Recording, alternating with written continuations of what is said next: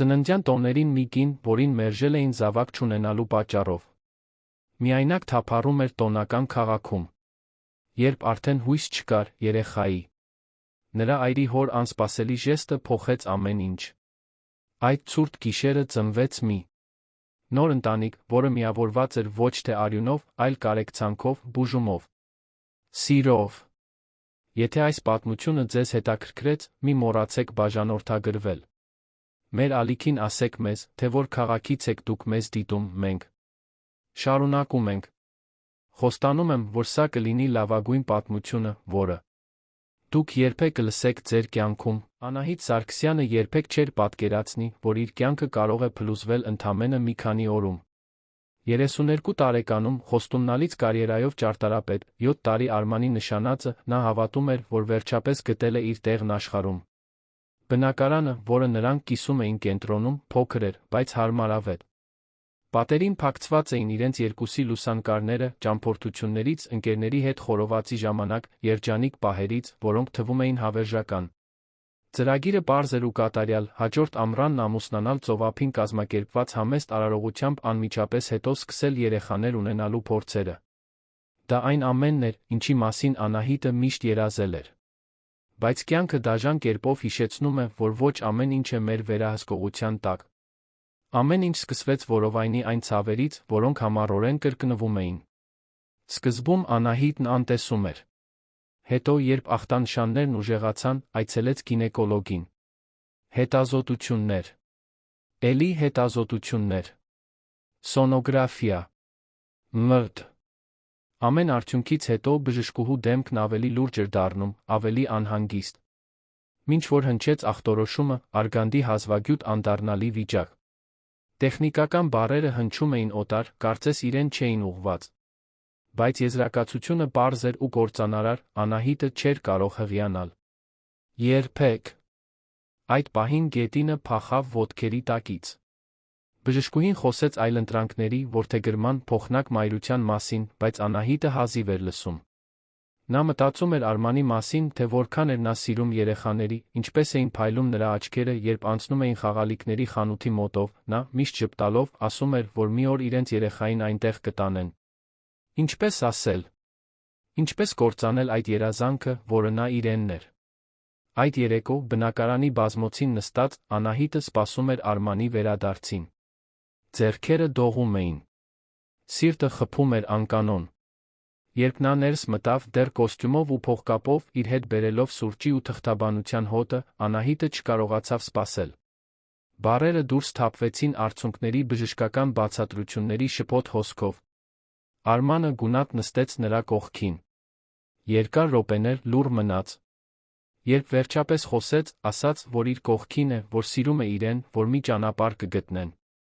Որդեգրումը հրաշալի հնարավորություն է, ասաց նա։ Կարևոր չէ։ Կարևորն այն է, որ միասին են։ Անահիտն ուզում էր հավատալ։ Հուսահատորեն ուզում էր հավատալ։ Բայց հաջորդ օրերը բացահայտեցին դառը ճշմարտությունը։ Արմանը փոխվել էր։ Դարձել էր հեռու, լրակյաց, մանրուքներից նյարդայնանում էր։ Տնից շուտ էր դուրս գալիս, ուշ վերադառնում։ Երբ տանն էր, ժամերով հեռախոսի մեջ էր կամ փակված աշխատասենյակում։ Անահիտը փորձում էր խոսել, բայց նա խուսափում էր թեմայից։ Արմանի մայրը, տիկին Սիրանուշը, սկսեց ավելի հաճախ զանգահարել։ Այդ զանգերից մեկի ժամանակ, որին Անահիտը պատահաբար պատասխանեց, լսեց կեսուրի ձայնը, որն իր որդուն ասում էր, թե նա երիտասարդ է, որ իրավունք ունի ունենալու սեփական, արյունակից, իսկական երեխաներ, որ պետք չէ զոհաբերել իրեն։ Բառերը դանակի պես կտրեցին։ Անահիտը նույն երեկոյան առերեսվեց Արմանի հետ։ Նա հերքեց, թե մայրն իր վրա ազդեցություն ունի, բայց խուսափող հայացքը հակառակն էր ասում։ Վեճը թեժացավ։ Նա ասաց, որ ժամանակի կարիք ունի մտածելու, մարսելու համար։ Անահիտն աղաչում էր, որ չլքի իրեն։ Բայց խորքում նա արդեն գիտեր։ Արդեն զգում էր, որ կորցրել են նրան։ Ամանորից 2 օր առաջ Արմանը սովորականից շուտ տուն եկավ։ Անահիտը խոհանոցում էր, փորձում էր ընթրիք պատրաստել, ծածնելով, թե ամեն ինչ նորմալ է։ Նա ներս մտավ, պահարանից մի ուսապարկ հանեց, սկսեց մեջը հագուստ լցնել։ Անահիտի սիրտը սկսեց բուռն խփել։ Հարցրեց, թե ինչ է անում։ Արմանը նրա կողմ չնայեց։ Ասաց մի սառնությամբ, որ Անահիտը նրա մոտ երբեք չէր տեսել, որ չի կարող շարունակել։ Որ շատ է մտածել, բայց չի կարող հրաժարվել կենսաբանական երեխաներ ունենալու երազանքից։ Որ Անահիտը հրաշալի է, բայց ինքը պետք է առաջ շարժվի։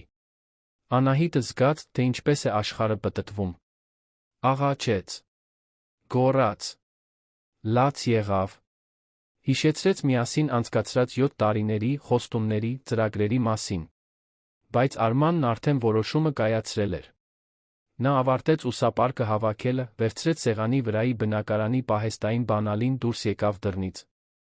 Առանց գրկախառնության, առանց ներողության։ Միայն դռան փակվելու ձայնը, որն իր հետ տարավ Անահիտի կառուցած բոլոր երազանքները։ Նա կանգնած մնաց հյուրասենյակի մեջտեղում, շոկի մեջ։ Անկարող շարժվելու, անկարող մտածելու։ Միայն զգալով խորը, ջախջախիչ ցավ կրծքում, կարծես իր ներսում ինչ-որ բան անդառնալիորեն կտոր էր եղել։ Այդ գիշեր Անահիտը չքնեց։ Նստած մնաց բազմոցին, նայելով պատերին, լուսանկարներին, իրերին, որոնք պատմում էին իրենց պատմությունը։ Առավոտյան, երբ ալը սկսեց բացվել, նա հասկացավ, որ չի կարող այնտեղ մնալ։ Ոչ այն բնակարանում, որն այժմ հիշողությունների գերեզմանատուն էր։ Ճամպրուկի մեջ հավաքեց ամենաանհրաժեշտը, վերցրեց խնայողություններից մնացածը, դուրս եկավ։ Չհամարձակվեց զանգել ընտանիքին։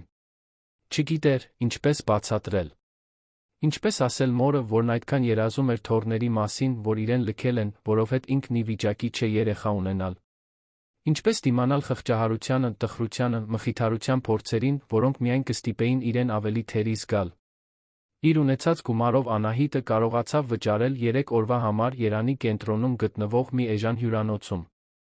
Սենյակը մանրատիպ էր, պատին հենած մեկտեղանոց մահճակալով, հին պահարանով, առանց պատուհանի լոգասենյակով։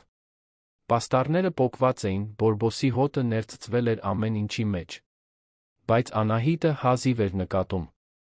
Նա օրերն անցկացնում էր պառկած, նայելով առաստաղին, վերապրելով բաժանման ամեն պահը, Արմանի ամեն խոսքը, ամեն լռությունը, որն արդեն իսկ ազդարարում էր վերջը։ Հեռախոսն անդադար զանգում էր։ Արմանի մայրն էր։ Տիկին Սիրանուշը հաղորդագրություններ էր ուղարկում, ասելով, որ Անահիտը պետք է ընդունի, որ ինքը ճիշտ կինը չէր իր որդու համար, որ այսպես ավելի լավ է, որ Արմանն արժանի է իսկական ընտանիք ունենալու։ Ամեն հաղորդագրություն դաշույնի հարված էր։ Անահիտն արգելափակեց համարը, բայց բառերն արդեն բույն էին դրել նրա մտքում, անդադար արձագանքելով։ Ամանորի նախատոնական երեկոն էր։ Դրսում քաղաքը պատրաստվում էր տոնակատարությանը։ Փողոցները զարդարված էին գունավոր լույսերով, ծաղկեպսակներով լուսավորված տոնածառներով։ Ընտանիքները զբոսնում էին մայթերով, տանելով նվերների տոպրակներ, ծիծաղելով, գրկախառնված։ Խանութներում հնչում էին ամանորյա երգեր, տոնական տրամադրությունը կարծես ամենուր էր։ Բացի Անահիտի ներսից։ Նա ուշ երեկոյան դուրս եկավ հյուրանոցից, առանց ուղղության, առանց նպատակի։ Պարզապես քայլում էր։ Փողոցները մարդաշատ էին։ Անահիտը դիտում էր զարդարված ցուցափեղկերը, ոգորված վազվզող երեխաներին, ձեռք-ձեռքի տված զույգերին։ Ամեն տեսարան հիշեցում էր այն մասին, թե ինչ էր կորցրել, ինչ երբեք չէր ունենա։ Իրեն բոլորովին անտեսանելի զգաց, կարծես ամբողջ աշխարհը տոնում էր մի բան, որի մասն ինքն այլս չէր։ Քայլեց ժամերով։ Ոտքերը ցավում էին, բայց չէր կարողանում կանգ առնել։ Կանգ առնել նշանակում էր մտածել։ Իսկ մտածելն անտանելի էր։ Երբ վերջապես զգաց, որ այլս չի դիմանում, հայտնվեց Մաշտոցի պողոտայի մոտ գտնվող մի հրապարակում։ Այն հին հրապարակներից էր, փայտե նստարաններով, սաղարթախիտ ծառերով խնամքով արված ամանորյա զարդարանքով։ Կենտրոնում տեղադրված էր մի մեծ տոնածառ, շրջապատված թարթող լույսերով, մի քանի ընտանիքներ լուսանկարվում էին շուրջը։ Անահիտը նստեց մի հեռու նստարանին, հեռու լույսերից, հեռու մարդկանցից։ Դեմքը թաքցրեց ձեռքերի մեջ, թույլ տվեց, որ արցունքներն ազատ հոսեն։ Այլս կարոր չէր, թե ով կտեսնի։ Այլս ոչինչ կարոր չէր։ Հենց այդ ժամանակ լսեց ձայնը։ Մանկական, բարձր, հետաքրքրասեր։ Հայրիկ, ինչու է այն մորաքույրը լաց լինում մենակ ամանորին։ Անահիտը բարձրացրեց դեմքը։ Մի քանի մետր հեռավորության վրա մի շիկահեր աղջնակ, մոտ 5 տարեկան, գիշերվա ցրտից վարդագունած այտերով, նայում էր իրեն անկեղծ անհանգստության արտահայտությամբ։ Աղջիկը բռնել էր մի բարձրահասակ, շագանակագույն մազերով լայն ուսերով տղամարդու ձեռքից, որը հագել էր մուգ բրդյա վերարկու։ Նրա կողքին 3 այլ աղջիկներ, տարբեր տարիքի, նույնպես հետաքրքրությամբ դիտում էին Անահիտին։ Տղամարդը զգուշորեն մոտեցավ, կարծես չուզենալով վախեցնել։ Նա բարի, բայց անհանգիստ արտահայտություն ուներ։ Երբ մոտեցավ, մի փոքր կռացավ, որպեսզի Անահիտի հասակին լինի, հանգիստ ու մեղմ ձայնով հարցրեց. «Ներողություն անհանգստացնելու համար, բայց լավ եք։ Օգնության կարիք ունեք»։ Անահիտը փորձեց ժպտալ, արագ սրբելով արցունքները ձեռքի թիկունքով։ Ձայնը դողաց, բայց նա ստիպեց իրեն պատասխանել. «Այո, լավ եմ, շնորհակալություն։ Ուղղակի ծանր օր է»։ Տղամարդը կարծես չհամոզվեց։ Նայեց շուրջը, նկատելով, որ Անահիտը մենակ է, առանց տոպրակների, առանց տեսանելի իրերի։ Նայեց իր կողքի աղջիկներին, որոնք շարունակում էին դիտել Անահիտին երեխաներին բնորոշ այդ հետաքրքրությամբ, հետո նորից ուշադրությունը դարձրեց նրան։ «Գիտեմ, որ հենց նոր ենք ծանոթանում, բայց ոչ ոք չպետք է ամանորը մենակ անցկացնի։ Հատկապես, այսպես»։ Նա մի պահ վարանեց, կարծես կշռադատելով բառերը։ «Իմ անունը Դավիթ է։ Սրանք իմ դուստրերն են, Սոֆին, Լիլիթը, երկվորյակները, Անին ու Աննան։ Մենք տուն էինք գնում, դե, գիտեմ, որ կարող է տարօրինակ թվալ, բայց եթե այսօր գնալու տեղ չունեք, մեր տանը սիրով կընդունենք ձեզ։ Պարտադիր չէ, որ մեկ գիշերից ավելի լինի։ Ուղղակի, որ այս տոնը մենակ չանցկացնեք»։ Անահիտը շփոթված թարթեց աչքերը։ Սա չէր կարող տեղի ունենալ։ Մի անծանոթ իրեն հրավիրում է ամանորն իր տանն անցկացնելու։ Անհեթեթ էր թվում։ Նույնիսկ վտանգավոր։ Նա բացեց բերանը, որ հրաժարվի, բայց հետո նայեց աղջիկներին։ Բոլորը նայում էին իրեն այդ մեծ ու փայլուն, անմեղությամբ լի աչքերով։ Սոֆին, ամենափոքրը, մի քայլ առաջ արեց, մեկնեց իր փոքրիկ ձեռքը։ «Արի մեզ հետ։ Մենք տորթ ունենք ու ֆիլմ ենք դիտելու»։ Այդ ժեստի, այդ մանկական անկեղծության մեջ մի բան կար, որն ամբողջովին զինաթափեց Անահիտին։ Եվ երբ նա նորից նայեց Դավթին, տեսավ, որ հրավերն անկեղծ է։ Ոչ մի թաքնված մտադրություն, ոչ մի չարություն չկար։ Միայն կարեկցանք։ Անահիտը չգիտեր, թե ինչը ստիպեց իրեն համաձայնել։ Գուցե հուսահատությունն էր։ Գուցե անտանելի միայնությունը։ Կամ գուցե պարզապես այն փաստը, որ այդ պահին ցանկացած բան ավելի լավ էր, քան վերադառնալ այն սառը դատարկ հյուրանոցային սենյակ։ Ես չեմ ուզում անհանգստացնել, ասաց նա, ձայնը դեռ դողալով։ Չեք անհանգստացնում, վստահ պատասխանեց Դավիթը։ Իսկապես։ Եվ այսպես, Անահիտը հայտնվեց Դավթի մեքենայի մեջ, մի ընդարձակ ու մաքուր ամենագնաց, որտեղ աղջիկներն արդեն տեղավորվել էին հետի նստատեղերին, աշխույժ զրուցելով իրար հետ։ Դավիթը լուռ վարում էր, ժամանակ առ ժամանակ արագ հայացքներ գցելով հետի հայելուց, կարծես ուզենալով համոզվել, որ Անահիտը լավ է։ Նրանք դուրս եկան կենտրոնից, շարժվեցին դեպի Վահագնի թաղամաս։ Անահիտը պատուհանից դիտում էր փողոցները, տների վրա թարթող ամանորյա լույսերը, մայթերին հավաքված ընտանիքները։ Ամեն թաղամասի հետ տներն ավելի մեծ էին դառնում, ավելի գեղեցիկ, ավելի տպավորիչ։ Երբ Դավիթը վերջապես կանգնեցրեց մեքենան երկաթե բարձր դարպասի դիմաց, Անահիտի աչքերը լայն բացվեցին։ Տունը ոչ միայն մեծ էր։ Այն իսկական առանձնատուն էր։ 3 հարկ, ժամանակակից ճակատամաս, բաց երանգներով, գետնի մեջ ներկառուցված լույսերով լուսավորված այգի մուտքի մոտ դեկորատիվ շատրվան։ Դավիթը հեռակառավարման վահանակով բացեց դարպասը, կայանեց ընդարձակ ավտոտնակում։ Հասանք, ասաց նա պարզությամբ, կարծես դա ընդամենը սովորական տուն լիներ։ Աղջիկները վազելով դուրս եկան մեքենայից, մտնելով խոհանոց տանող կողային դռնով։ Դավիթը սպասեց, որ Անահիտը դուրս գա, ուղեկցեց նրան դեպի գլխավոր մուտք։ Երբ բացեց դուռը, վառեց լույսերը, Անահիտն էլ ավելի տպավորվեց։ Հյուրասենյակը հսկայական էր, բարձր առաստաղով, կենտրոնից կախված բյուրեղյա ջահով դեպի երկրորդ հարկ տանող կոր աստիճանավանդակով։ Ճաշակով կահույք, կաշվե բազմոցներ, չվառվող բուխարի, պատերին նկարներ։ Բայց չնայած ողջ գեղեցկությանը, այդ վայրում մի դատարկություն կար։ Կարծես կյանք էր պակասում։ Ամանորյա զարդարանքները տեղում էին մի անկյունում զարդարված տոնածառ, բայց թվում էր, թե դրվել են առանց ոգորության, առանց ուրախության։ Ներողություն անկարգության համար, ասաց Դավիթը, թե տունն անթերի կազմակերպված էր։ Այն օրվանից, երբ կինս գնաց, մենք դեռ հարմարվում ենք։ Անահիտը նկատեց ցավը նրա ձայնի մեջ։ Ծանոթ ցավ։ Իրենից տարբեր, բայց նույնքան խորը։ Ցավակցում եմ, ասաց նա կամաց։ Դավիթը գլխով արեց, ի նշան շնորհակալության, բայց մանրամասների մեջ չխորացավ։ Փոխարենը ցույց տվեց Անահիտին, թե որտեղ կարող է թողնել ճամպրուկը, երկրորդ հարկի հյուրասենյակում, որն ընդարձակ ու լուսավոր էր, երկտեղանոց մահճակալով առանձին լոգասենյակով։ Հետո նրան տարավ խոհանոց, որտեղ աղջիկներն արդեն թխվածքաբլիթներ էին վերցնում տարայից։ Պետք է տոնական ընթրիքը պատրաստենք, ասաց Դավիթը, բացելով սառնարանը։ Այնքան էլ շքեղ բան չէ, բայց աղջիկները սիրում են։ Անահիտը, դեռ մարսելով այն ամենը, ինչ կատարվում էր, օգնություն առաջարկեց։ Դավիթն անմիջապես ընդունեց, կարծես թեթանալով, որ ստիպված չի լինի ամեն ինչ միայնակ անել։ Մինչ նրանք աշխատում էին, աղջիկները պտտվում էին խոհանոցում, պատմություններ պատմելով, ծիծաղելով, խնդրելով նա իրենք օգնել։ Հենց այնտեղ, այդ տարօրինակ ու անսպասելի միջավայրում, Անահիտի ներսում ինչ-որ բան սկսեց շարժվել։ Նա բանջարեղեն էր կտրատում, միսը համեմում, լսում աղջիկների ծիծաղը, օրերի մեջ առաջին անգամ զգաց մի բան, որը ցավ չէր։ Դա թեթություն էր։ Սոֆին, ամենափոքրը, Անահիտից չէր հեռանում։ Հարցնում էր անունը, թե որտեղից է, սիրում է մուլտֆիլմեր, գիտի հյուսք անել։ Անահիտը համբերությամբ պատասխանում էր, կամաց-կամաց նրա շուրթերին սկսեց իսկական ժպիտ ձավորվել։ Երբ ընթրիքը պատրաստ եղավ, բոլորը նստեցին սեղանի շուրջ։ Դավիթը պարզ աղոթք արեց, շնորհակալություն հայտնելով ուտելիքի, ընկերակցության Անահիտի հրավերն ընդունելու համար։ Աղջիկները ոգորված ուտում էին, պատմելով դպրոցի, ընկերների, սիրելի մուլտֆիլմերի մասին։ Անահիտը մասնակցում էր զրույցին, հարցեր տալիս, ծիծաղում զվարճալի պատասխաններից։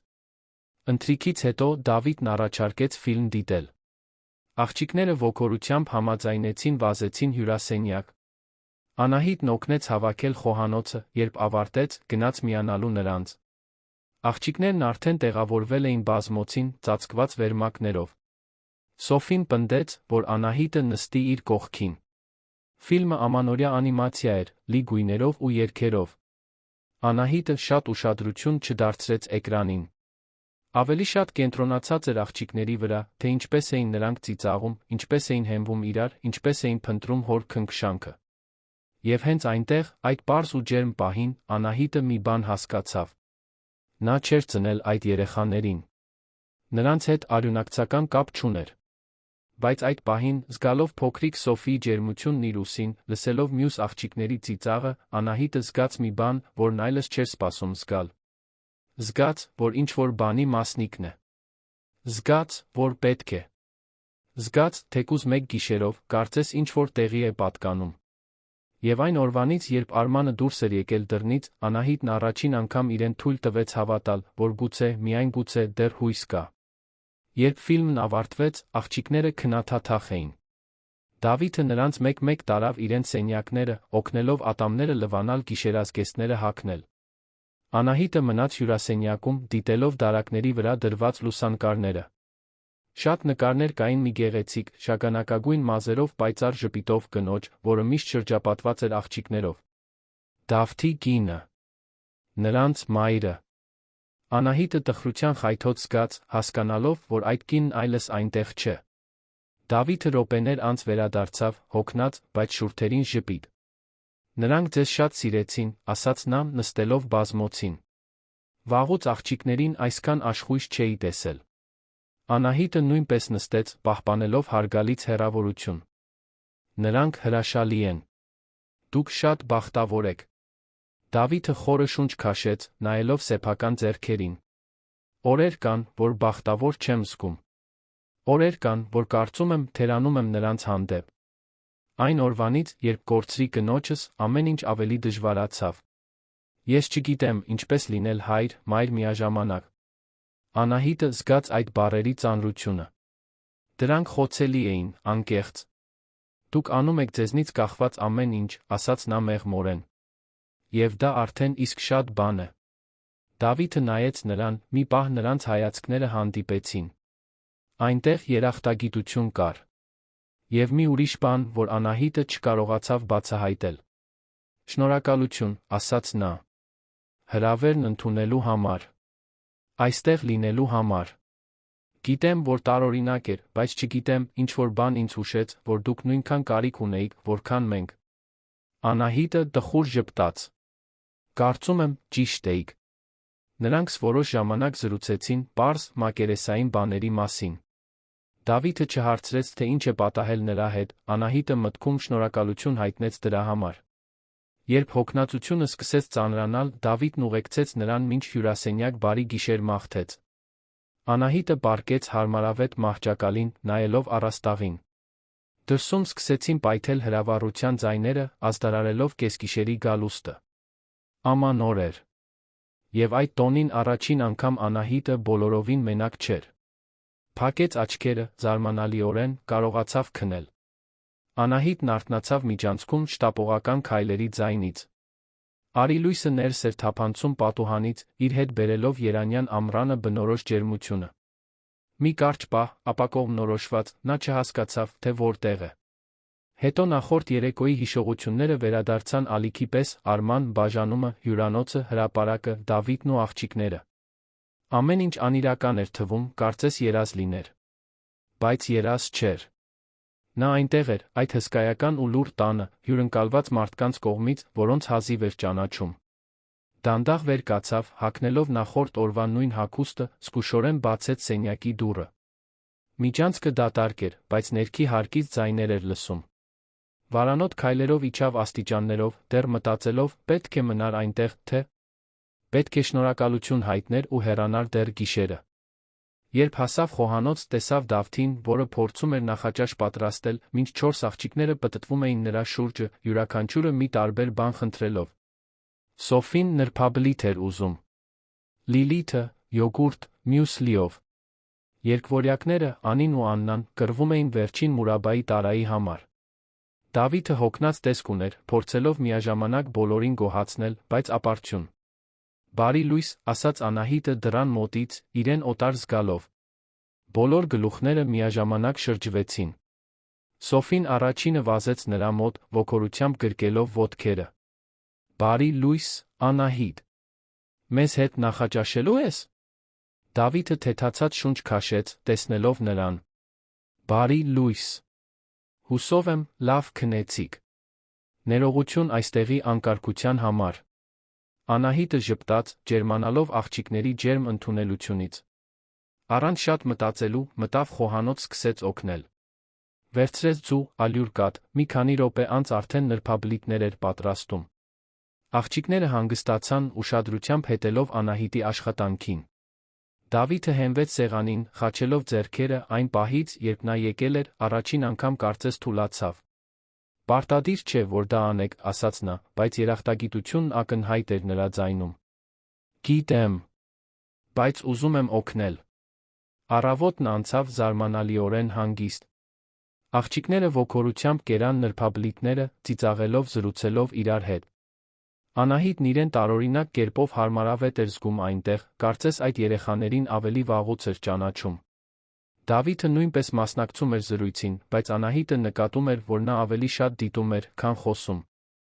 Նրա հայացքում մի բան կար, հետաքրքրության թեթացման խառնուրդ։ Նախաճաշից հետո աղջիկները խնդրեցին խաղալ այգում։ Դավիթը համաձայնեց, նրանք վազելով դուրս եկան, ոգորված գոռալով։ Անահիտը սկսեց հավաքել ափսեները, բայց Դավիթն ընդհատեց նրան։ Թողեք, ես կանեմ։ Դուք արդեն իսկ շատ բան արեցիք։ Ոչինչ, ասաց Անահիտը, բայց հնազանդվեց, նստելով սեղանի մոտ, մինչ Դավիթը լվանում էր սպասքը։ Մի պահ նրանք լուռ մնացին, միայն հոսող ջրի ձայնն ու դրսում աղջիկների ծիծաղն էին լցնում տարածությունը։ Հետո Դավիթը խոսեց, դեռ մեջքով դեպի նա. Կարող եմ մի հարց տալ։ Պարտադիր չէ պատասխանել, եթե չեք ուզում։ Անահիտը զգաց, թե ինչպես սիրտը սեղմվեց, բայց գլխով արեց, թե գիտեր, որ նա չի կարող տեսնել։ Ինչու էիք երեք մենակ։ Հրապարակում։ Լաց լինելիս։ Անահիտը խորը շունչ քաշեց։ Նրա մի մասն ուզում էր արդարացում հորինել, փոխել թեման, պաշտպանվել ճշմարտությունը պատմելու խոցելիությունից։ Բայց Դավթի ձայնի մեջ, նրա հարց տալուծի մեջ, առանց ճնշման, առանց դատապարտման, մի բան կար, որը ստիպեց նրան ցանկանալ անկեղծ լինել։ Ինձ լքեցին, ասաց նա պարզապես։ Նշանածս։ 7 տարի միասին լինելուց հետո։ Դավիթը մի պահ դադարեցրեց սպասք լվանալը, բայց չշրջվեց։ Ցավակցում եմ։ Նա ինձ լքեց, որովհետև ես իմացա, որ չեմ կարող երեխաներ ունենալ։ Բժշկական վիճակ է։ Անդառնալի։ Բառերն ավելի հեշտ դուրս եկան, քան Անահիտը սպասում էր, գուցե որովհետև այլս ուժ չուներ դրանք պահելու։ Նա ասաց, որ չի կարող հրաժարվել կենսաբանական երեխաներ ունենալու երազանքից։ Ուստի լքեց ինձ։ Ամանորից 2 օր առաջ։ Այժմ Դավիթը շրջվեց։ Նրա աչքերը լի էին կարեկցանքով, բայց նա մի բանով, որը կարծես վրդովմունք լիներ։ Նա ձեզ արժանի չէր։ Անահիտը փորձեց ժպտալ, բայց աչքերը լցվեցին արցունքներով։ Ես ինչ-որ չափով կարծում եմ, որ նա ճիշտ էր։ Այսինքն, նա ուզում է հայր լինել։ Նա դրա իրավունքն ունի։ Ես չեմ կարող դա նրան տալ։ Դավիթը ձեռքերը չորացրեց սրբիչով նստեց սեղանի մոտ, Անահիտի դիմաց։ Տեսեք, ես շատ բան չգիտեմ ձեր կամ տեղի ունեցածի մասին, բայց մի բան կարող եմ ասել։ Հայր կամ մայր լինելը կենսաբանության հետ ոչ մի կապ չունի։ Դա սիրո հետ կապ ունի։ Ներկայության։ Ամեն օր այնտեղ լինելու ընտրության, նույնիսկ երբ դժվար է։ Նա մի պահ դադար տվեց, պատուհանից նայելով, թե որտեղ էին խաղում աղջիկները։ Կինս նա գնաց 1.5 տարի առաջ։ Այդ օրվանից ես փորձում եմ լինել հայր, մայր միաժամանակ։ Եվ օրեր կան, որ ես խղճուկ կերպով ձախողվում եմ։ Օրեր կան, որ չգիտեմ ինչ անել, ինչպես վարվել, ինչ ասել։ Բայց ես ամեն օր արթնանում եմ նորից փորձում։ Որովհետև այս աղջիկներն իմ կյանքն են։ Եվ ոչ թե արյունն է ինձ նրանց հայրը դարձնում, այլ սերը։ Անահիտը կոկորդում գունդ զգաց։ Դավթի խոսքերը խորը մի բանի դիպան նրա ներսում, մի բանի, որն Արմանը երբեք չէր հասկացել։ Շնորհակալություն, մրմնջաց նա։ Այդ ասելու համար։ Դավիթը բարյացակամ ժպտաց։ Ճշմարտությունն այն է, որ դուք մեկ առավոտվա ընթացքում այս աղջիկների համար ավելին արեցիք, քան շատ մարդիկ կանեին մեկ շաբաթում։ Նրանք ձեզ շատ սիրեցին։ Եվ դա քիչ բան չէ։ Անահիտը չգիտեր, ինչ ասել։ Մի քանի րոպե լուռ մնացին հարմարավետ լռության մեջ, մինչ Սոֆին վազելով մտավ խոհանոցի դռնով, քրտնած կարմիր այտերով։ Անահիտ, արի մեզ հետ խաղա։ Խնդրում եմ։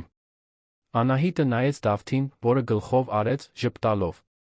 Նա վեր կացավ, թույլ տվեց, որ Սոֆին ձեռքից քաշի իրեն դեպի այգի։ Արը ուժեղ էր, բայց մեղմ զեփյուրը շոկն ավելի տանելի էր դարձնում։ Աղջիկները բռնոցի էին խաղում, վազվզելով ծառերի ու թփերի միջ։ Անահիտը, մի պահ մոռանալով իր կրած ողջ ցավը, միացավ նրանց։ Վազեց, ծիծաղեց, ծացրեց, թե բռնելու է նրանց, թույլ տվեց, որ իրեն բռնեն։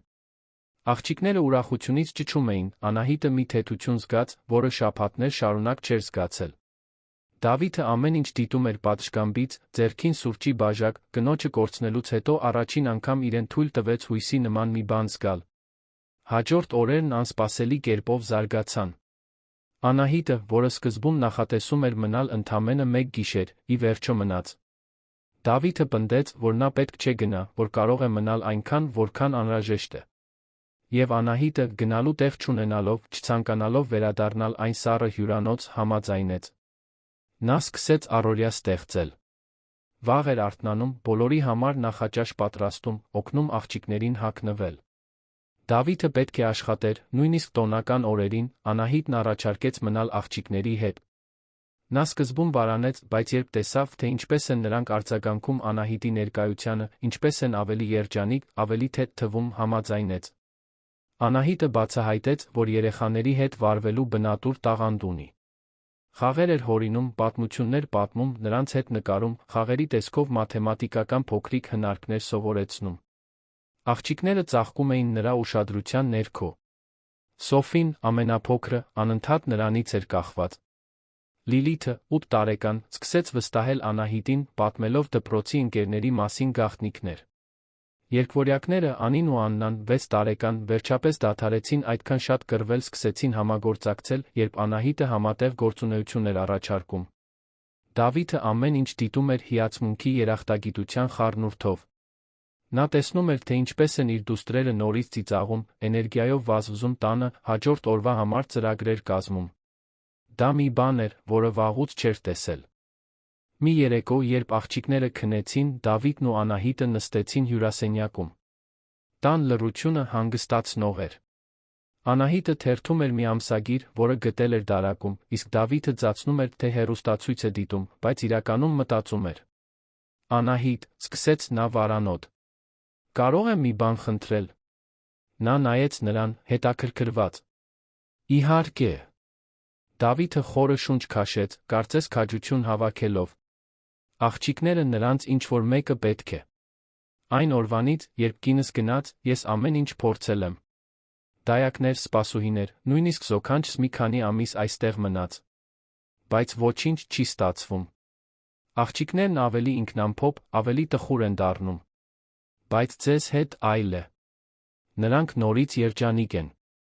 Եվ ես գիտեմ, որ շատ բան եմ խնդրում, գիտեմ, որ դուք ձեր սեփական կյանքն ունեք, բայց կքննարկեիք մնալու հարցը։ Ոչ թե մի քանի օրով, այլ իսկապես։ Օգնել աղջիկների հետ, լինել այստեղի առօրյայի մի մասը։ Ես կվճարեի, իհարկե, կարծես աշխատանք լիներ, բայց… Անահիտը լուռ մնաց, մարսելով։ Նրա մի մասն ուզում էր հրաժարվել։ Ամեն ինչ շատ արագ էր, շատ տարօրինակ։ Բայց մյուս մասը, այն մասը, որն անկեղծ կապ էր զգում այդ երեխաների հետ, որն իրեն տեսնում էր նրանց աչքերի արտացոլանքում, ուզում էր համաձայնել։ Ես վճարի կարիք չունեմ, ասաց նա վերջապես։ Բայց կարող եմ մնալ։ Առայժմ։ Մինչ որոշեմ, թե ինչ եմ անելու իմ կյանքի հետ։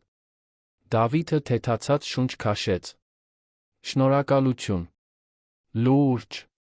Դուք չեք պատկերացնում, թե դա որքան բան է նշանակում։ Անահիտը ժպտաց, բայց ներսում դեռ կասկածներ կային։ Իսկ եթե շատ կապվի։ Իսկ եթե աղջիկները կապվեն իր հետ, իսկ հետո ինքը ստիպված լինի հեռանալ։ Բայց այդ անհանգստությունները չափազանց հեռու էին թվում։ Այդ պահին կարևորն այն էր, որ նա մնալու տեղ ուներ։ Եվ երկար ժամանակ անց առաջին անգամ իրեն օգտակար էր զգում։ Օրերը վերածվեցին շաբաթների։ Անահիտը դարձավ տան առօրյայի անբաժանելի մասը։ Նա վաղ էր արթնանում, նախաճաշ պատրաստում, աղջիկներին դպրոց տանում, երեկոյան բերում, օգնում տնային աշխատանքների հետ, ընթրիք պատրաստում, փոքրերին լողացնում, քնելուց առաջ հեքիաթներ կարդում։ Դա հոգնեցուցիչ էր, բայց գոհացուցիչ։ Եվ ամեն օր Անահիտը զգում էր, որ վերամիավորվում է իր մոռացված տարբերակի հետ։ Մի տարբերակի, որը նպատակ ուներ։ Դավիթը նույնպես փոխվեց։ Նա սկսեց աշխատանքից ավելի շուտ դուրս գալ, ավելի շատ ժամանակ անցկացնել դուստրերի հետ, մասնակցել խաղերին։ Անահիտը նկատում էր, որ նա սովորում է, դիտելով, թե ինչպես է ինքը շփվում աղջիկների հետ, փորձում է նույնն անել։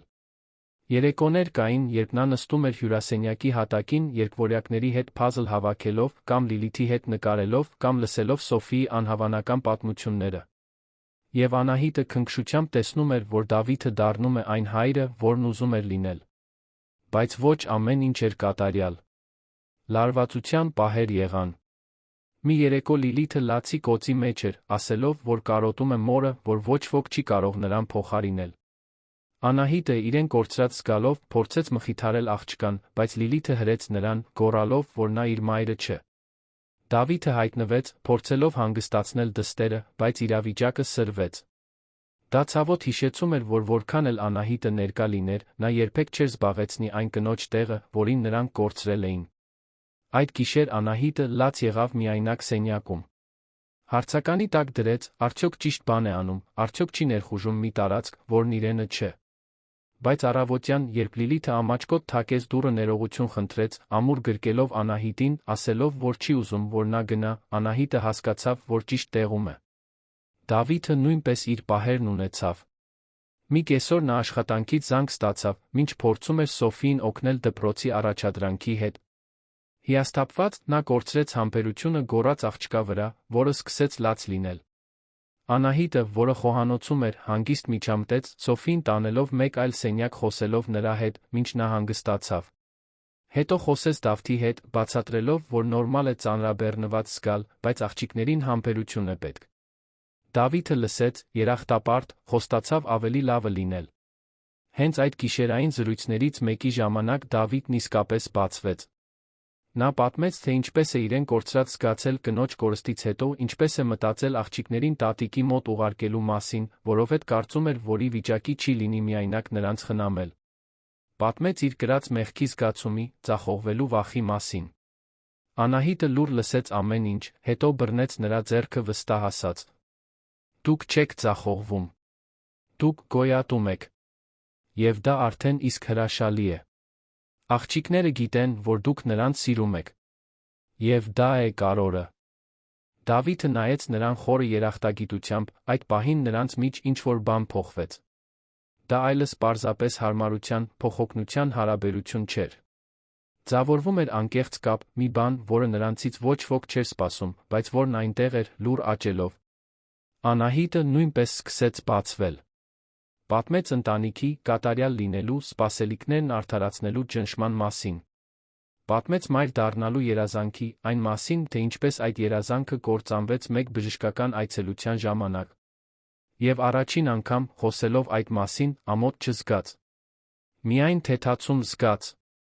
Դավիթը ուշադրությամբ լսեց նրան, չընդհատելով, չդատապարտելով։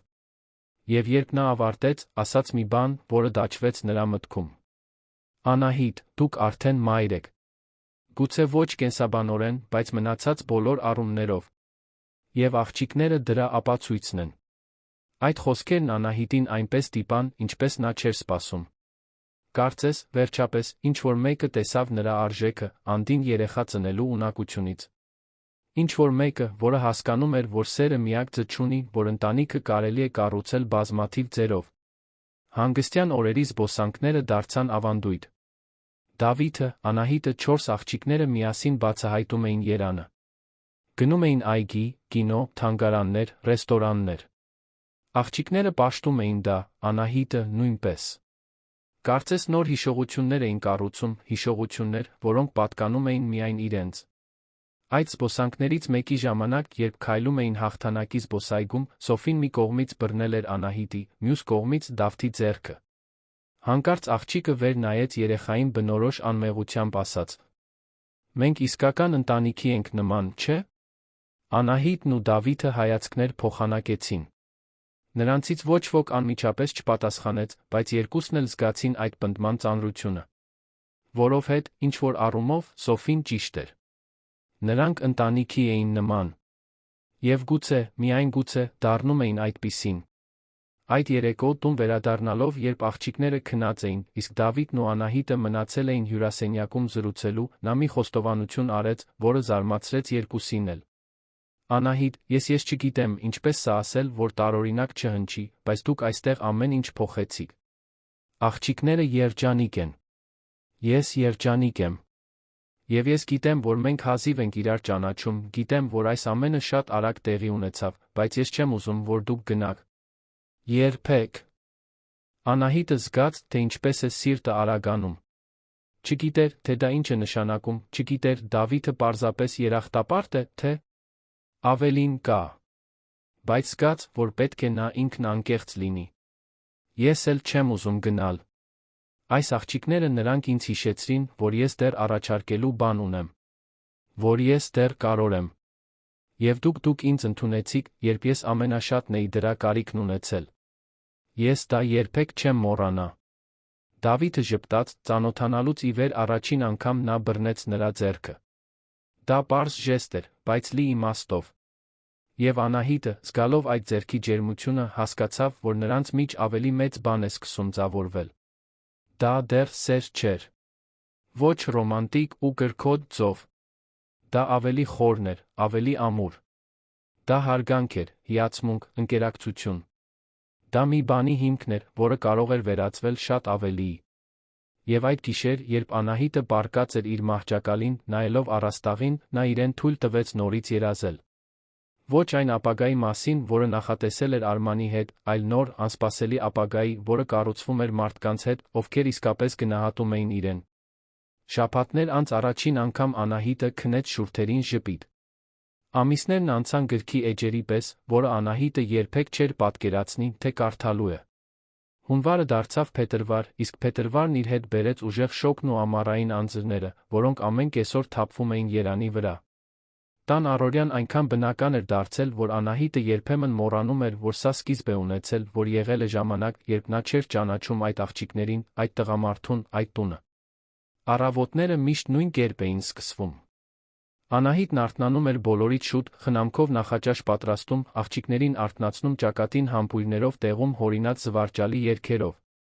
Դավիթն իջնում էր խոհանոց արդեն աշխատանքի համար հագնված, բայց երբեք դուրս չէր գալիս առանց ամբողջ ընտանիքով հավաքված նախաճաշելու։ Հենց այդ պահերին, երբ աղջիկները խենթ երազներ էին պատմում օրվա համար ծրագրեր կազմում, Անահիտը զգում էր, որ վերջապես գտել է իր տեղն աշխարհում։ Բայց կյանքը, ինչպես միշտ, հիշեցնելու իր ձն ունի, որ ոչինչ հավերժ չէ։ Փետրվարյան մի անձրոտ կեսօր էր, երբ Անահիտի հեռախոսը զանգեց։ Նա հյուրասենյակում էր, օգնում էր Լիլիթին գիտության նախագծի հետ, մինչ երկվորյակները բազմոցին մուլտֆիլմ էին դիտում, իսկ Սոֆին հատակին նկարում էր։ Դավիթը դեռ չէր վերադարձել գրասենյակից։ Երբ Անահիտը տեսավ անունը էկրանին, սիրտը սառեց Արման։ Ավելի քան 2 ամիս էր, ինչ նրանից լուր չուներ։ Արգելափակել էր տիկին Սիրանուշի համարը, ջնջել լուսանկարները սոցիալական ցանցերից, բոլոր հնարավոր ձերով փորձել մոռանալ, որ իր կյանքի այդ գլուխը գոյություն է ունեցել։ Եվ հիմա, ահա նրա անունը թարթում էր հեռախոսի էկրանին։ Անահիտը վարանեց։ Նրա մի մասն ուզում էր պատասխանել, լսել, թե ինչ ունի ասելու։ Մյուս մասը, այն մասը, որը վերականգնվել էր այդ ամիսների ընթացքում, ուզում էր անտեսել առաջ շարժվել։ Բայց հետաքրքրասիրությունը, կամ գուցե դա վերջնականապես փակելու անհրաժեշտությունը, ստիպեց նրան պատասխանել։ Ալո։ Անահիտ։ Արմանի ձայնը տարօրինակ, հեռու հնչեց, կարծես մեկ այլ կյանքի պատկաներ։ Ես պետք է խոսեմ քեզ հետ։ Անահիտը վեր կացավ սեղանից գնաց խոհանոց, իր հետից փակելով դուռը, առանձնանալու համար։ Ինչ ես ուզում, Արման։ Գծի մյուս կողմում երկար դադար եղավ։ Նա քիչ մնաց անջատեր, բայց հետո նա խոսեց։ Ես սխալ եմ թույլ տվել։ Հսկայական սխալ։ Ես չպետք է քեզ հետ այդպես բաժանվեի։ Չպետք է քեզ մենակ թողնեի։ Ես… Անահիտ, ես շատ եմ ցավում։ Անահիտը հակասական զգացմունքների ալիք զգաց։ Զայրույթ։ Վիրավորանք։ Շփոթություն։ Բայց, զարմանալիորեն, վերադառնալու ոչ մի ցանկություն։ Ինչու ես հիմա զանգում, Արման։ 2 ամիս անց։ Որովհետև ես հասկացա, որ հիմար էի։ Մայրս նա գլխիս մեջ էր, ասում էր, որ ես պետք է կենսաբանական երեխաներ ունենամ, որ դա իմ պարտքն է, որ դու ինձ համար ճիշտ կինը չես։ Բայց նա սխալվում էր։ Եվ ես թույլ էի, որ լսեցի նրան։ Անահիտ, կարող ենք հանդիպել։ Խոսել։ Նորից փորձել։ Անահիտը փակեց աչքերը, խորը շունչ քաշելով։ 2 ամիս առաջ այդ խոսքերը կլինեին այն ամենը, ինչ նա ուզում էր լսել։ Կլինեին այն փրկությունը, որն այդքան աղաչում էր։ Բայց հիմա, այնտեղ, այդ խոհանոցում, կողքի սենյակում աղջիկների ծիծաղի ձայնով, Անահիտը գիտեր, որ դրանք այլևս բավարար չեն։ Արման, դու ինձ լքեցիր, երբ ես ամենաշատը քո կարիքն ունեի։ Ստիպեցիր ինձ զգալ, որ ես արժեք չունեմ, որովհետև չեմ կարող քեզ երեխաներ տալ։ Եվ գիտես, ինչ եմ բացահայտել այս 2 ամսում։ Որ դու սխալվում էիր։ Որ ես արժեք ունեմ։ Որ ես ունակ եմ սիրելու սիրվելու, խնամելու խնամվելու։ Ոչ թե քո կողմից, այլ մարդկանց, ովքեր իսկապես ինձ գնահատում են։ Անահիտ, խնդրում եմ։ Ոչ։ Նրա ձայնը հնչեց վստահ, վճռական։ Ես չեմ ուզում վերադառնալ։ Ես չեմ ուզում նորից փորձել։ Ես առաջ եմ շարժվել, Արման։ Եվ դու էլ պետք է նույնն անես։ Նա անջատեց, մինչ նա կկարողանար պատասխանել։ Ձեռքերը դողում էին, բայց ոչ վախից կամ տխրությունից։ Դա ադրենալին էր։ Դա ազատագրում էր։ Բաժանումից ի վեր առաջին անգամ Անահիտը զգաց, որ իսկապես փակել է այդ շրջանը։ Արմանն այլևս իշխանություն չուներ իր վրա։ Երբ վերադարձավ հյուրասենյակ, Լիլիթը անհանգստությամբ նայեց նրան։ Ամեն ինչ լավ է, Անահիտ։ Անահիտը ժպտաց, անկեղծ։ Այո, սիրելիս։ ամեն ինչ լավ է։ Այդ երեկո, երբ Դավիթը տուն եկավ, Անահիտը պատմեց զանգի մասին։ Նա լուր լսեց, նստած նրա կողքին բազմոցին, երբ աղջիկները քնեցին։ Երբ նա ավարտեց, Դավիթը բռնեց նրա ձեռքը, միահյուսելով մատները։ Դու շատ խիզախ էիր։ Խիզախ չզգացի։ Զգացի ազատ։ Դավիթը ժպտաց, նրա աչքերում մի բան կար, որ Անահիտը չէր կարողանում վերծանել։ Մի բան ինտենսիվ, խորը։ Անահիտ, կարող եմ մի բան ասել։ Այն օրվանից, երբ դու այստեղ եկար, ամեն ինչ փոխվեց։ Ոչ միայն աղջիկների, այլ ինձ համար։ Ես կորած էի, խորտակվում էի, փորձում էի ուժեղ լինել, բայց խղճուկ կերպով ձախողվում էի։ Եվ դու ինձ ցույց տվեցիր, որ հնարավոր է նորից սկսել։ Որ հնարավոր է նորից երջանիկ լինել։ Անահիտը զգաց, թե ինչպես է սիրտը արագանում։ Դավթի խոսելուց նրա հայացքի մեջ մի բան կար, որը նրան խոցելի մի նույն ժամանակ ապահով էր դարձնում։ Դավիթ, գիտեմ, որ վաղ է։ Գիտեմ, որ մենք հազիվ ենք իրար ճանաչում, թե թվում է, թե արդեն հավերժություն է անցել։ Բայց ես պետք է անկեղծ լինեմ քեզ հետ։ Ես սիրահարվում եմ քեզ, Անահիտ։ Եվ ոչ թե որովհետև դու խնամում ես իմ դուստրերին, ոչ թե որովհետև դու դատարկություն ես լցնում, այլ որովհետև դու հրաշալի ես։ Ուժեղ, բարի, զվարճալի, նվիրված։ Եվ ես այլս չեմ կարող պատկերացնել իմ կյանքն առանց քեզ։ Անահիտը մնաց անխոս։ Արցունքները սկսեցին հոսել, մինչ նա կկարողանար կանխել դրանք։ Դրանք տխրության արցունքներ չէին, այլ այնքան ուժեղ զգացմունքի, որ նա չգիտեր ինչպես մարսել։ Ես էլ, շշնջաց նա։ Ես էլ եմ սիրահարվում քեզ։ Դավիթը դանդաղ մոտեցավ, ժամանակ տալով, որ Անահիտը հետ քաշվի, եթե ցանկանա։ Բայց նա հետ չքաշվեց։ Երբ նրանց շուրթերը հանդիպեցին, կարծես շուրջ բոլորը ամեն ինչ անհետացավ։ Դա մեղմ համբույր էր, լի խոստումներով, նոր սկիզբներով, հույսով։ Երբ բաժանվեցին, Դավիթը ճակատը հենեց նրանին, ժպտալով. Դանդաղ կգնանք, լավ։ Առանց շտապելու։ Ուղղակի միասին։ Անահիտը գլխով արեց, դեռ մարսելով այն ամենը, ինչ կատարվում էր։ Միասին։ Հաջորդ օրերը տարբեր էին։ Օդում թեթություն կար, մի ուրախություն, որը նախկինում չկար։ Դավիթը սկսեց ավելի բացահայտ քնքշություն ցուցաբերել, բռնելով Անահիտի ձեռքը, երբ հեռուստացույց էին դիտում, արագ համբույրներ գողանալով խոհանոցում, երբ աղջիկները չէին նայում, քնքուշ հաղորդագրություններ ուղարկելով օրվա ընթացքում։ Անահիտը պատասխանում էր, իրեն զգալով սիրահարված դեռահասի պես, բայց այն մարդու հասունությամբ, ով արդեն վիրավորվել էր, գիտեր իր կառուցածի արժեքը։ Աղջիկները նկատեցին փոփոխությունը, իհարկե։ Երեխաները միշտ նկատում են։ Սոֆին առաջինը մեկնաբանեց. Հայրիկ, դու ավելի շատ ես ծիծաղում։ Դավիթը նայեց Անահիտին, որը ժպտացի պատասխան. Որովհետև ես երջանիկ եմ, աղջիկս։ Անահիտի պատճառով է։ Դավիթը վարանեց, բայց հետո որոշեց անկեղծ լինել. Այո։ Նրա պատճառով էլ։ Սոֆին մի պահ մտածեց, հետո ուսերը թոթվեց, վերադարձավ խաղին, կարծես դա աշխարհի ամենաբնական բանը լիներ։ Բայց Անահիտը գիտեր, որ աղջիկների համար, հատկապես Լիլիթի, որն ավելի մեծ էր, ավելի շատ էր հիշում մորը, դա կարող էր բարդ լինել։ Այդ պատճառով, երբ Լիլիթը մի երեկո մոտեցավ նրան, Անահիտը գիտեր, որ խոսակցությունը դժվար է լինելու։ Անահիտ, կարող եմ մի հարց տալ։ Իհարկե, սիրելիս։ Լիլիթը նյարդայնացած խաղում էր ձեռքերի հետ։ Դու սիրում ես հայրիկիս։ Անահիտը որոշեց անկեղծ լինել։ Երեխաներն արժանի են անկեղծության։ Այո, սիրում եմ։ Շատ։ Լիլիթը մի պահ լուռ մնաց, մարսելով։ Իսկ նա քեզ սիրում է։ Այո։ Դու մեր մայրն ես լինելու։ Անահիտը կոկորդում գունդ զգաց։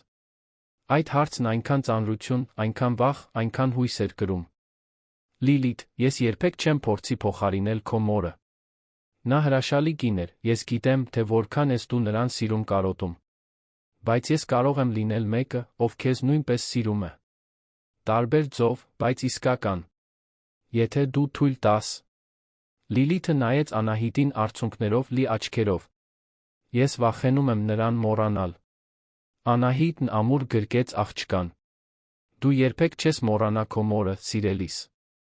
Նա միշտ կլինի քո սրտում։ Եվ ոչ ոք երբեք դա քեզնից չի խլի։ Բայց քո կյանքում ավելի շատ սեր ունենալը չի նվազեցնում այն սերը, որը դու զգում ես նրա հանդեպ։ Դա պարզապես ստիպում է քո սրտին աճել։ Լիլիթը լաց եղավ Անահիտի ուսին, Անահիտը նույնպես լաց եղավ, պահելով այդ աղջկան, կարծես իրենը լիներ։ Եվ այդ պահին նա հասկացավ, որ անկախ նրանից, թե ինչ կպատահի, նա կպայքարի այդ երեխաներին պաշտպանելու, նրանց սիրելու, ներկա լինելու համար։ Բայց ոչ ամեն ինչ էր ծաղիկներով պատված։ Կյանքը մեր վճռականությունը փորձելու իր ձն ունի հենց այն ժամանակ, երբ մենք կարծում ենք, որ վերջապես ապահով ենք։ Մարտին էր, երբ փոթորիկը հասավ։ Բառացիորեն։ Երանը հարվածի տակ էր տարվա ամենամեծ էլեկտրական փոթորիկներից մեկի։ Որոտները արձագանքում էին քաղաքով մեկ, անձրն այնքան ուժեղ էր թափվում, որ թվում էր, թե երկինքը կփլվի։ Ամբողջ թաղամասում հոսանքն անջատվեց, տունը խորասուզվեց խավարի մեջ։ Աղջիկները, վախեցած, սկսեցին լաց լինել։ Սոֆին ճչում էր, երկվորյակները կառչել էին իրարից, նույնիսկ Լիլիթը, որը սովորաբար խիզախ էր, գունատվել էր վախից։ Դավիթը փորձում էր հանգստացնել նրանց, բայց ինքն էլ լարված էր, անհանգստացած հնարավոր հեղեղումներից, որոտների խլացուցիչ աղմուկից։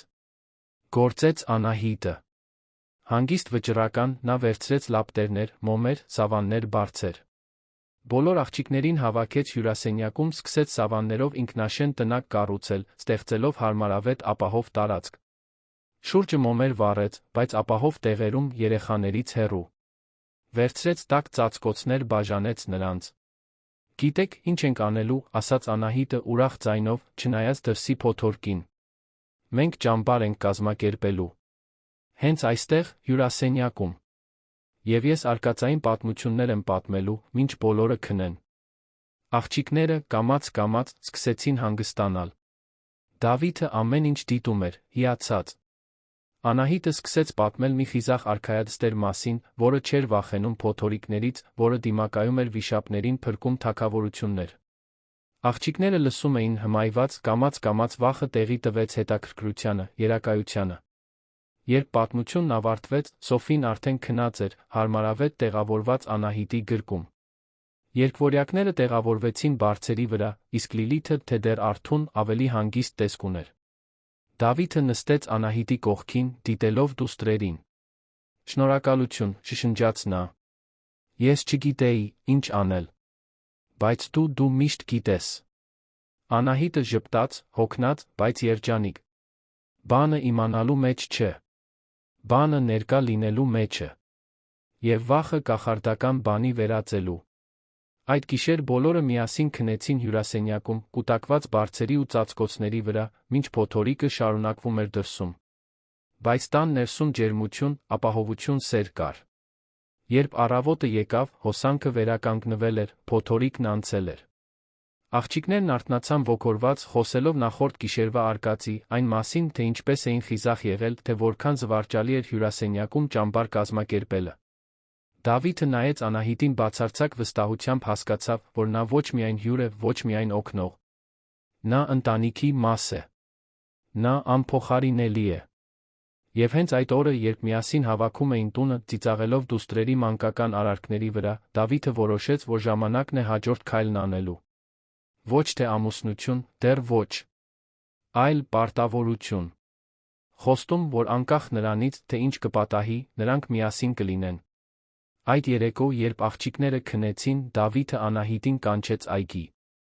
Աստղերը փայլում էին մաքուր երկնքում, օդը թարմ էր փոթորկից հետո։ Նա բռնեց նրա ձեռքերը, խորը նայելով աչքերի մեջ։ Անահիտ, ես գիտեմ, որ մենք այս ոչ սովորական ձով սկսեցինք։ Գիտեմ, որ այս ամենը շատ արագ տեղի ունեցավ։ Բայց ես նա գիտեմ, որ այն օրվանից, երբ քեզ հանդիպեցի, իմ կյանքը դեպի լավը փոխվեց։ Դու ոչ միայն կարևոր ես ինձ համար, դու անփոխարինելի ես։ Եվ ես ուզում եմ, որ դու իմանաս, որ անկախ նրանից, թե ինչ է սպասվում ապագայում, ես այստեղ եմ։ Քեզ հետ։ Քեզ համար։ Անահիտը զգաց, թե ինչպես են արցունքները նորից հոսում, բայց այս անգամ դրանք մաքուր երջանկության արցունքներ էին։ Դավիթ, ես երբեք չէի պատկերացնի, որ կարող եմ նորից երջանիկ լինել այն ամենից հետո, ինչ պատահեց։ Բայց դու աղջիկները դուք ինձ ցույց տվեցիք, որ կյանքը կարող է մեզ զարմացնել։ որ սերը կարող է գալ այնտեղից, որտեղից ամենաքիչն ենք սպասում։ Եվ ես էլ եմ այստեղ։ Հավերժ։ Նրանք համբուրվեցին աստղալից երկնքի տակ, կնքելով մի խոստում, որը բառերից անդին էր։ Դա պարտավորություն էր ապագայի, այն ընտանիքի հանդեպ, որը միասին կառուցում էին։ Բայց Անահիտը գիտեր, որ դեռ մարտահրավերներ կան առջում։ Դավթի ընտանիքը, որին դեռ լավ չէր ճանաչում, հասարակությունը, որը դատապարտում է ավանդական օրինաչափություններին չհետող հարաբերությունները, բավարար չլինելու իր սեփական վախերը։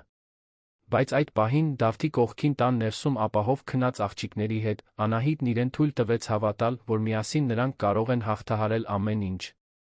Եվ հենց այդ վստահությամբ նա քնեց այդ գիշեր, երազելով հնարավորություններով լի ապագայի մասին։ 6 ամիս անց տունն արթնանում էր անսխալական բույրով, վառարանից դուրս եկող թարմ թխվածքի։ Անահիտն արդեն վաղուց խոհանոցում էր, պատրաստելով կիրակնօրյա հատուկ նախաճաշը։ Արը ներս էր թափանցում պատուհաններից, լուսավորելով այն տարածքի յուրաքանչյուր անկյունը, որը դարձել էր իր իսկական տունը։ Այլս կասկածներ չկային, այլս վարանումներ չկային։ Սա իր տունն էր, սա իր ընտանիքն էր։ Աստիճանների վրայի շտապողական քայլերն ազդարարեցին աղջիկների գալուստը։ Սոֆին առաջինը հայտնվեց, դեռ գիշերազգեստով, խառնված մազերով այն ժպիտով, որը հալեցնում էր ցանկացած սիրտ։ Նա վազեց դեպի Անահիտը, նետվեց նրա գիրկը, գիրք խնդրելով, ինչպես անում էր ամեն առավոտ։ «Բարի լույս, իմ արքայադուստր», ասաց Անահիտը, համբուրելով աղջկա գլուխը։ «Բարի լույս, մայրիկ»։ Անահիտը մի պահ սառեց։ Առաջին անգամ էր, որ Սոֆին իրեն այդպես էր կանչում։ «Մայրիկ»։ Բառն արձագանքեց նրա սրտում զանգի պես, իր հետ բերելով այնքան ուժեղ զգացմունքի ալիք, որ նա ստիպված եղավ մի քանի անգամ թարթել աչքերը, արցունքները զսպելու համար։ «Հը», ասաց Սոֆին, նկատելով արձագանքը։ «Ամեն ինչ լավ է»։ Անահիտը ժպտաց, ավելի ամուր սեղմելով աղջկան։ «Ամեն ինչ կատարյալ է, իմ սեր։ Ամեն ինչ կատարյալ է»։ Մյուս աղջիկները հաջորդեցին։ Լիլիթը, այժմ 9 տարեկան, ավելի հասուն վստահ, օգնեց սեղանը գցել։ Երկվորյակները, Անին ու Աննան, կատակով կռվում էին, թե ով է նստելու Անահիտի կողքին։ Դավիթը վերջինն իջավ, դեռ քնաթաթախ, բայց դեմքին ժպիտ, տեսնելով ամբողջ ընտանիքը հավաքված։ Նա մոտեցավ Անահիտին, համբուրեց ճակատը, մի ժեստ, որը դարձել էր առավոտյան առօրյայի մաս։ «Բարի լույս, սեր իմ։ Բարի լույս»։ Նրանք միասին նստեցին սեղանի շուրջ, ամիսների մեջ առաջին անգամ Անահիտը կանգ առավ, իսկապես դիտելու այդ տեսարանը։ Աղջիկները աշխույժ զրուցում էին օրվա ծրագրերի մասին, Դավիթը նարնջի հյութ էր լցնում, Սոֆին բերանը քսում էր մուրաբայով, կար մի կազմակերպված անկարգություն, մի անկեղծ ուրախություն, որը լցնում էր այդ խոհանոցի յուրաքանչյուր անկյունը։ Անահիտը մտածեց, թե ինչպես է իր կյանքը կտրուկ փոխվել մեկ տարուց էլ քիչ ժամանակում։ Եթե ինչ-որ մեկն ասեր այն ամանորի նախօրեին, երբ նա մենակ նստած էր հրապարակում, լաց լինելով առանց հույսի, որ նա կլիներ այստեղ, սիրով շրջապատված, մայր կոչվելով, նա երբեք չէր հավատա։ Բայց ահա նա այստեղ էր։ Եվ դա իրական էր։ Նախաճաշից հետո աղջիկները խնդրեցին գնալ այգի։ Դավիթն առաջարկեց, որ բոլորը միասին գնան, Անահիտը համաձայնեց։ Նրանք հագնվեցին, մի քանի րոպե անց արդեն մեքենայում էին, հաղթանակի զբոսայգու ճանապարհին։ Ճանապարհորդությունն աղմկոտ էր, ինչպես միշտ, աղջիկները հետի նստատեղին երգեր էին երգում, իսկ Դավիթն ու Անահիտը հասկացող հայացքներ էին փոխանակում։ Այգում, մինչ աղջիկները վազվզում էին սիզամարգով, Դավիթն ու Անահիտը նստեցին նստարանին, դիտելով։ Շուրջ բոլորը այլ զույգեր ու ընտանիքներ կային, բայց Անահիտի աչքերը միայն իր աղջիկների վրա էին։ Իր ընտանիքի։ Մտախոհ ես, մեկնաբանեց Դավիթը, բռնելով նրա ձեռքը։ Անահիտը ժպտաց։ Ուղղակի հիշում եմ, թե ինչպես ամեն ինչ սկսվեց։ Թե ինչպես էի բոլորովին կորած, առանց ուղղության, կարծելով, թե իմ կյանքն ավարտվել է։ Իսկ հիմա ես այս ամենն ունեմ։ Դավիթը քնքշորեն սեղմեց նրա ձեռքը։ Գիտես, որ ոչ թե դու մեր կարիքն ունեիր, չէ՞։ Մենք քո կարիքն ունեինք։ Ես քո կարիքն ունեի։ Աղջիկները փակվում էին իրենց մեջ, ես խեղդվում էի, հետո դու հայտնվեցիր։ Հրաշքի պես։ Անահիտը շրջվեց դեպի նա, աչքերը փայլելով։ Ես ինձ երբեք հրաշք չեմ զգացել։ Միշտ զգացել եմ կոտրված։ Անբավարար։ Բայց այստեղ, ձեզ հետ, ես սովորեցի, որ մայր լինելը կյանք տալու հետ ոչ մի կապ չունի։ Դա սիրելու, ներկա լինելու, ամեն օր ընտրելու հետ կապ ունի, լինել իմ լավագույն տարբերակն այս երեխաների համար։ Դավիթը Անահիտին ավելի մոտ քաշեց, նրանք մնացին այնտեղ գրկախառնված, դիտելով աղջիկների խաղը։ Սոֆին վազում էր թիթեռի հետից, երկվորյակները մրցում էին, թե ով ավելի բարձր կթռչի ճոճանակով, իսկ Լիլիթը գետնին ինչ-որ բան էր նկարում փայտիկով։ Դա պարզ տեսարան էր, բայց լի իմաստով։ Երբ տուն վերադարձան, արդեն ուշ երեկո էր։ Աղջիկները հոգնած էին, բայց երջանիկ։ Դավիթն առաջարկեց ընթրիքի համար պիցցա պատվիրել, բոլորը ոգորությամբ համաձայնեցին։ Մինչ առաքմանն էին սպասում, Անահիտն օգնեց աղջիկներին լողանալ գիշերազգեստները հագնել։ Դա սովորական առօրյա էր, բայց Անահիտը երբեք չէր հոգնում։ Ամեն լողացնելը, ամեն պատմած հեքիաթը, ամեն բարի գիշերվա համբույրը փոքրիկ հաստատում էր, որ նա հենց այնտեղ է, որտեղ պետք է լինի։ Աղջիկների քնելուց հետո Դավիթն ու Անահիտը տեղավորվեցին հյուրասենյակի բազմոցին։ Օդում ինչ-որ բան կար, մի սպասում, կարծես երկուսն էլ գիտեին, որ պետք է կարևոր խոսակցություն ունենան։ Դավիթն առաջինը խոսեց. Անահիտ, մի բան կա, որ ուզում եմ քեզ հարցնել արդեն մի քանի շաբաթ, բայց երբեք ճիշտ պահը չեմ գտել։ Եվ կարծում եմ, որ հիմա ժամանակն է։ Անահիտը զգաց, թե ինչպես է սիրտը արագանում, բայց հանգստություն պահպանեց։ Կարող ես հարցնել։ Դավիթը խորը շունչ քաշեց, հետո, բոլորովին անսպասելի, ծնկի իջավ նրա դիմաց։ Անահիտի աչքերը լայն բացվեցին, ձեռքերն ինքնաբերաբար գնացին դեպի բերանը։ Դավիթ, ինչ ես անում։ Նա ժպտաց, նյարդային, բայց վճռական։ Անահիտ Սարգսյան, այն օրվանից, երբ քեզ հանդիպեցի, իմ կյանքը փոխվեց։ Դու լույս բերեցիր այս տուն, սեր, իմ դուստրերին, հույս ինձ։ Դու ինձ ցույց տվեցիր, որ հնարավոր է նորից սկսել, որ հնարավոր է նորից երջանիկ լինել։ Եվ ես չեմ կարող պատկերացնել ոչ մի օր առանց քեզ։ Ուստի ես քեզ հարցնում եմ, կամուսնանաս ինձ հետ։ Ոչ թե որովհետև ինձ մեկը պետք է աղջիկներին խնամելու համար, ոչ թե որովհետև դու դատարկություն ես լցնում։ Այլ որովհետև ես քեզ սիրում եմ, իսկապես, իմ ամբողջ էությամբ։ Եվ ուզում եմ իմ կյանքի մնացած մասն անցկացնել քո կողքին, կառուցելով մի ընտանիք, որն արդեն մերն է, բայց հիմա արդեն պաշտոնապես։ Համաձայն ես։ Անահիտը չկարողացավ զսպել արցունքները։ Դրանք ազատ հոսում էին, թրջելով դեմքը, բայց նա ժպտում էր այնպես, ինչպես երբեք չէր ժպտացել։ Այո, ասաց նա, ձայնը խեղդվելով։ Այո, համաձայն եմ։ 1000 անգամ այո։ Դավիթը վեր կացավ ամուր գրկեց նրան, նրանք մնացին այնտեղ գրկախառնված, միաժամանակ լաց լինելով ծիծաղելով։ Երբ վերջապես բաժանվեցին, Դավիթը պարզ, բայց գեղեցիկ մատանի դրեց Անահիտի մատին։ Այն շքեղ չէր, բայց կատարյալ էր։ Իրական էր։ Աղջիկներն արդեն գիտեն, խոստովանեց Դավիթը, ծիծաղելով։ Ես նրանց թույլտվությունն եմ խնդրել նախօրոք։ Եվ բոլորն ասացին, որ դու արդեն մեր մայրն ես, այնպես որ մնում էր միայն պաշտոնականացնել։ Անահիտը նույնպես ծիծաղեց, պատկերացնելով Դավթին, որն այդ խոսակցությունն ունենում է 4 աղջիկների հետ։ Նրանք հրաշալի են։ Այո։ Եվ դու ես հրաշալի։ Եվ մենք լինելու ենք իսկական ընտանիք։ Պաշտոնական։ Ամբողջական։ Այդ գիշեր Անահիտը ուշ քնեց։ Պառկած էր մահճակալին, նայելով մատի մատանուն, մտածելով այն ամենի մասին, ինչ տեղի էր ունեցել։ 1 տարի առաջ նա հատակին էր, կարծելով, թե իր կյանքն ավարտվել է, որովհետև չէր կարող կենսաբանորեն երեխաներ ունենալ։ Իսկ հիմա նա 4 դուստր ուներ, մի հրաշալի տղամարդ իր կողքին պայծառ ապագա առջում։ Կյանքը մեզ զարմացնելու տարօրինակ ձուն էր։ Մեզնից ինչ-որ բան խլելու, որպեսզի մեզ ավելի մեծ, ավելի նշանակալի բան տա։ Անահիտը չէր ծնել այդ աղջիկներին, բայց սիրում էր նրանց, կարծես ծնած լիներ։ Եվ նրանք էլ իրեն էին սիրում, մաքուր, իսկական, անպայմանական ձով։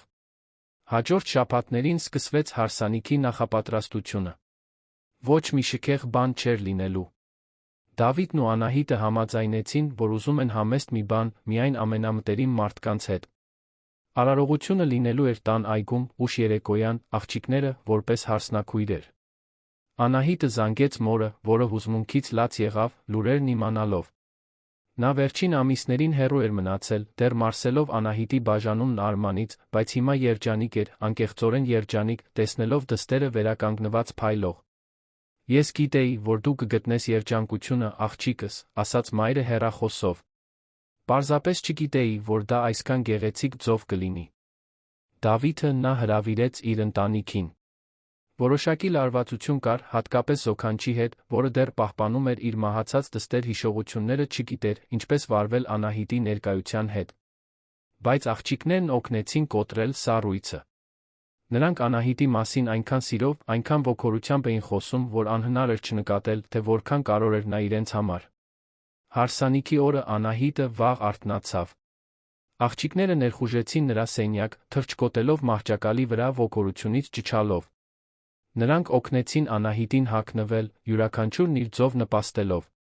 Սոֆին ընտրեց կոշիկները, Լիլիթը սանրեց մազերը, իսկ երկվորյակներն օգնեցին դիմահարդարման հետ, ստեղծելով մի սիրուն անկարգություն, որը Անահիտը երբեք չէր մոռանա։ Զգեստը պարզ էր, սպիտակ, էլեգանտ։ Արքայադստեր զգեստ չէր, բայց Անահիտն իրեն այդպիսին զգաց, հագնելով այն։